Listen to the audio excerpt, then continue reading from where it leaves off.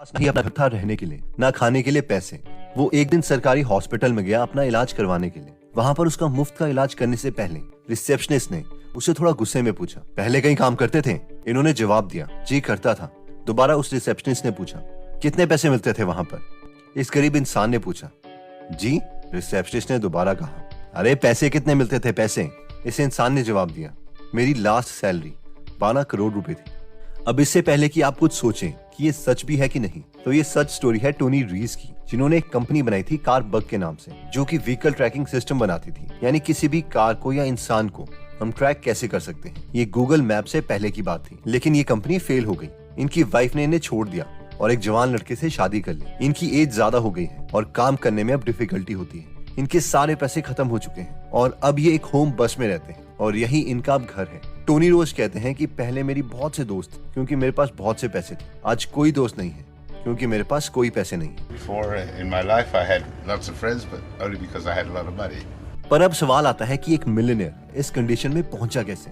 क्या इन्होंने कोई सेविंग नहीं की हुई थी या इन्होंने कोई भी घर अपने नाम पर नहीं रखा था? तो टोनी जैसे लोग पैसे कैसे लूज कर देते हैं और उसे हम 10 स्टेप्स में कैसे अवॉइड कर सकते हैं, ये सब हम आज टिफनी एलिश की book get good with money 10 simple steps to becoming financially whole में बताया है। तो आइए हम स्टार्ट करते हैं इस अमेजिंग बुक समरी से, जिसे अमेज़न में 5 में से 4.9 स्टार मिले हैं। एक्चुअली टिफनी खुद फाइनेंशियल क्राइसिस से गुजर चुकी है। टिफनी के डैड उसे हमेशा कहते थे, बेटा slow and steady wins the race, slow and steady. पर टिफनी कहती है कि कभी भी मुझे ये स्लो एंड स्टडी वाला कॉन्सेप्ट पसंद नहीं आया। मुझे लगता था कि मेरे घर वालों को कोई समझ नहीं है, मैं तो जल्दी अमीर बनूंगी। और इसी चक्कर में टिफनी को एक कोच मिला जिसका नाम जेक था। उसने टिफनी से कहा कि जाओ एक क्रेडिट कार्ड ले लो, उससे हम कुछ उधार लेंगे और उसे इन्वेस्ट करेंगे। उसने टिफनी से कहा ओपीएम, अदर्स पीपल मनी, यानी दूसरों के पैसों से हम अमीर बनेंगे। टिफनी को जेक का प्लान बहुत अच्छा लगा।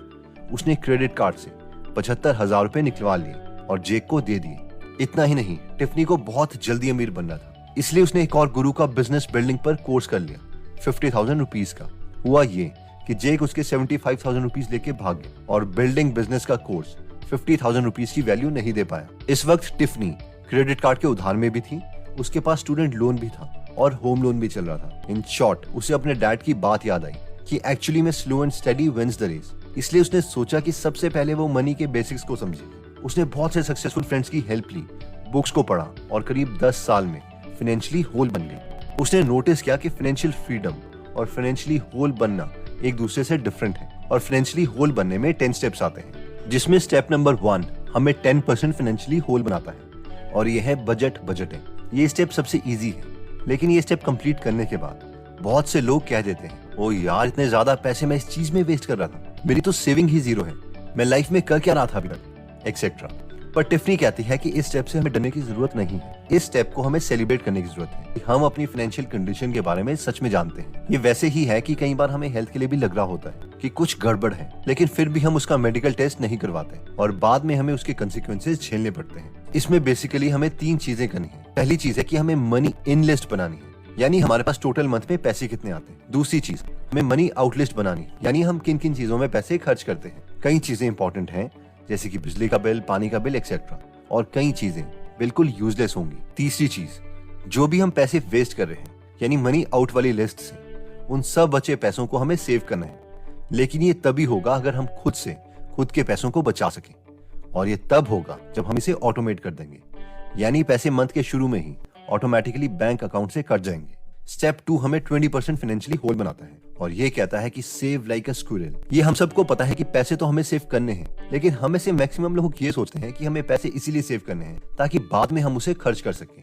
लेकिन टिफनी बोलती है कि हम पैसे इसलिए सेव नहीं कर रहे कि हम उसे खर्च कर पाए, बल्कि इसलिए सेव करें ताकि फ्यूचर में हमारे पैसे उसे और पैसे बना के दें। यानी हमारे 100 रुपए के नोट हमें 10-10 रुपए के नोट बना के दें। तो इससे पहले कि हमारे सेव किए हुए पैसे फ्यूचर में हमें बच्चे पैदा करके दें, हमें उन्हें सेव करना पड़ेगा एक स्क्विरल की तरह, एक गिलहरी की तरह, जो सर्दियों के लिए अपना खाना सेव करती रहती है। इसका बेस्ट मेथड अगेन ऑटोमेशन ही है, ताकि पैसे खुद सेव होते रहें। जितना ज्यादा हमारे लिए सेव्ड पैसे निकालना मुश्किल होगा, उतना ही ज्यादा टाइम तक हमारे पैसे सेव्ड रहेंगे। इसलिए एफडी या आरडी में पैसे सेव करना बेटर है as compared to normal saving account की। स्टेप नंबर 3 हमें 30% फाइनेंशियली होल बनाता है। ये कहता है कि डिग आउट ऑफ डेट। क्या आपको पता है कि किसी भी बैंक का बिजनेस मॉडल क्या है, यानी वो पैसे कमाता कैसे है? जिन्हें नहीं पता, तो कोई भी बैंक लोगों से पैसे लेता है जिसके लिए वो उन्हें कम रेट ऑफ इंटरेस्ट देता है। लेट्स से 6%, और उसके बाद उन्हीं पैसों को वो बाकी लोगों को लोन पे दे देता है ज्यादा इंटरेस्ट पे, लेट्स से 11%। तो ये डिफरेंस 11% माइनस 6% इज टू 5%, ये बैंक की कमाई है